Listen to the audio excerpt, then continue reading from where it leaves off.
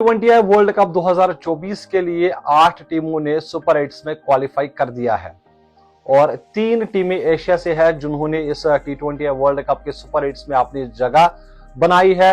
और सबसे पहले टीम इंडिया, फिर अफगानिस्तान और आज बांग्लादेश ने नेपाल को हराकर अपनी जगह सुपर 8 में अब पक्की कर ली है। यानी आपको मिनिमम एक टीम जरूर मिल जाएगी जो एशिया की होगी जो सेमीफाइनल खेलेगी इस वर्ल्ड कप का, क्योंकि तीनों जो एशिया की टीम्स है वो ग्रुप 1 में होंगी और उनके साथ ऑस्ट्रेलिया को भी रखा गया है। और फिर जो ग्रुप 2 है उसमें आपका वेस्ट इंडीज है, south Africa, England and USA. तो इसका ये मतलब है कि जो अफगानिस्तान, बांग्लादेश, इंडिया और ऑस्ट्रेलिया, अब इनको एक दूसरे के साथ एक एक मुकाबला खेलना है। यानी 3-3 मुकाबले अब सभी टीमों को एक बार फिर से खेलने होंगे। और इंडिया का जो पहला मुकाबला है वो अफगानिस्तान के साथ है, फिर बांग्लादेश के साथ है और फिर ऑस्ट्रेलिया के साथ है। इसी तरह अगर बांग्लादेश की बात करें तो उनको भी इंडिया के साथ खेलना है, अफगानिस्तान के साथ खेलना है और फिर ऑस्ट्रेलिया के साथ खेलना है।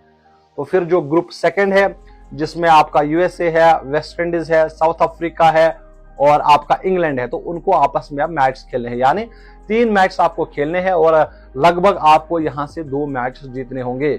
अब वही अगर हम सबसे पहले ग्रुप 2 की बात करें तो उसमें एक हल्की टीम है यूएसए। हालांकि हम हल्की तो नहीं कह सकते क्योंकि अपनी परफॉर्मेंस की वजह से वो यहां तक पहुंचे हैं।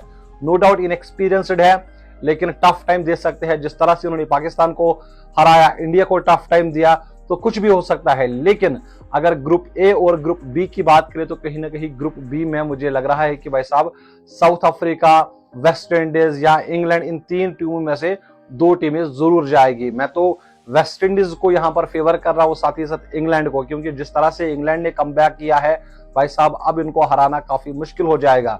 और वही जो ग्रुप ए है उसमें टीम इंडिया है, ऑस्ट्रेलिया है, बांग्लादेश है, अफगानिस्तान है।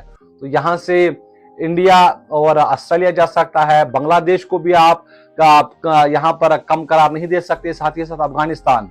मतलब मेरा तो सबसे पसंदीदा जो टीम है इस वक्त जो मुझे लग रहा है कि क्वालिफाई कर सकती है तो भाई साहब वो मुझे अफगानिस्तान लग रहा है। और कहीं ना कहीं जो ग्रुप 1 है उसमें आपको बहुत ज्यादा टफ कॉम्पिटिशन देखने को मिलेंगे, क्योंकि इसमें आपके सभी जो टीमें हैं वो स्टैंडर्ड वाली टीमें हैं, खासकर इंडिया, अफगानिस्तान, साथ ही साथ आपका ऑस्ट्रेलिया है। अब वो आने वाले दिनों में आपको पता चल जाएगा। और वैसे भी अगर आप देखें तो भाई इस बार जो वर्ल्ड कप है और उसमें ज्यादा कुछ मतलब मजा नहीं आया। वो इसलिए क्योंकि जल्दी से पता ही नहीं चला कि कब शुरू हुआ कब खत्म हुआ।